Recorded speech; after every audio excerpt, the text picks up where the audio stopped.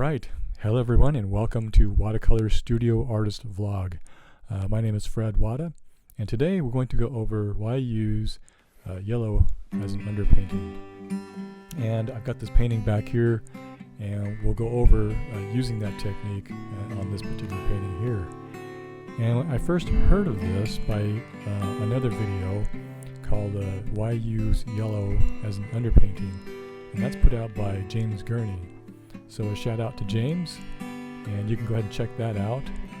Also later on, an artist friend of mine, her name's Dorothy Giles, so a shout out to her. She paints in oils, and she uses a yellow underpainting. So I've compared paintings, and I do like the look of having this yellow underpainting. So with that, let's jump right in and we'll go over it. Okay, so here we go. We've got this tube of golden acrylic. I'm using the CP cadmium yellow light, and then I'm using this number 12 flat brush.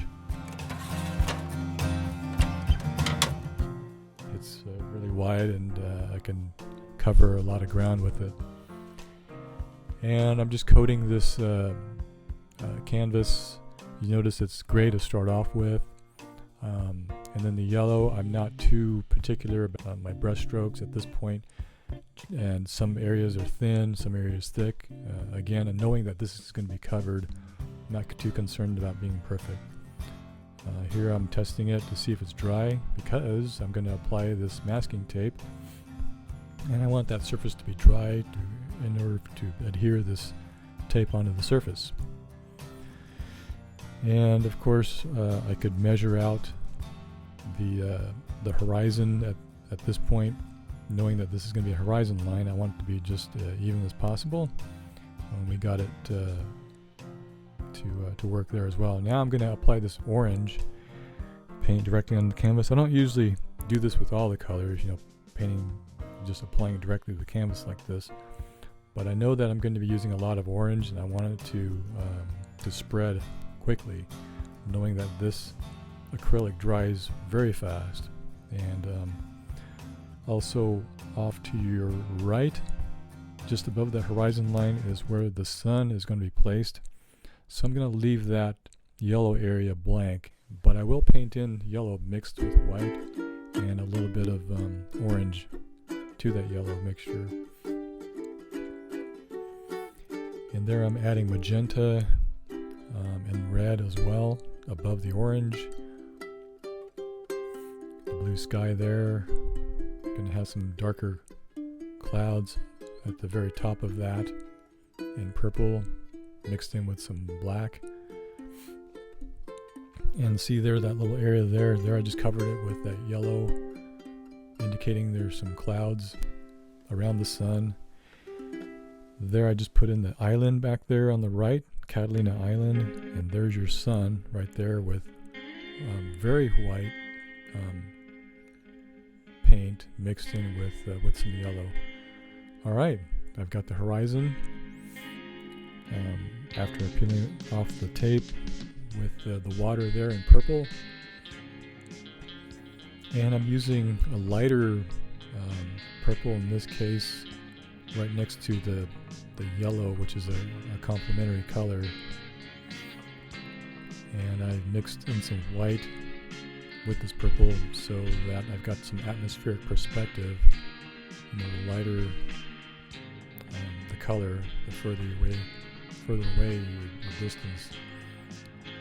And this is going to be the background. I start in with that first, the clouds and the skies, and you notice I did that first, and then the watercolor towards the horizon comes in next, being the furthest away. And I'm mapping out now, sketching out the middle ground and the foreground. And there I've got the sun reflection mapped out as well in white. I've got this mid-distance wave here that's broken off to the right and not broken in the middle. And I like to show that light coming through the wave there, just in front of the barrel, part of the wave which is curling over. And then I'm working in front of that wave. I've got lighter colors because you're reflecting the sky at this point. And the yellow underpainting works in this case because I'm not afraid to have some of that exposed versus white. If you have white canvas exposed, it stands out a little bit more. And again, it doesn't have to be yellow. You can choose to use orange or red. I know I've seen some videos where artists use red as an underpainting, and sometimes I'll use different colors as well. I've used brown, blue, and some other works as well. But this is just right for the application. The scene in this with yellow turns out quite nicely. And I also want the colors to be bright.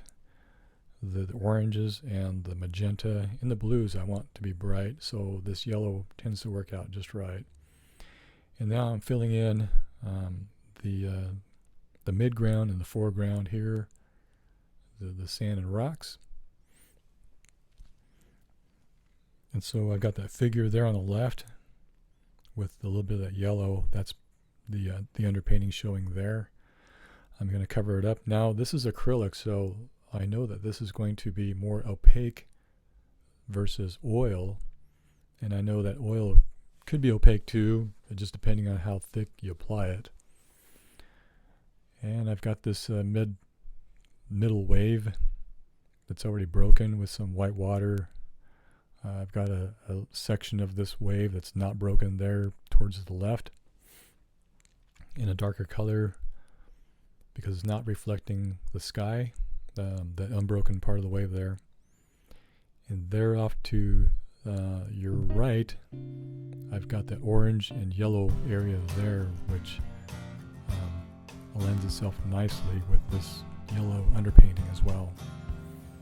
And I've got the sunlight glinting off of the water, the reflection of the sun, the light there, and the light source. You know exactly where that's going to be. So I've got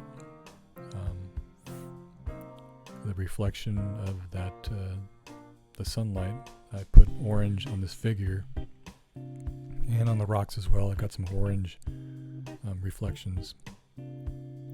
So there you have it.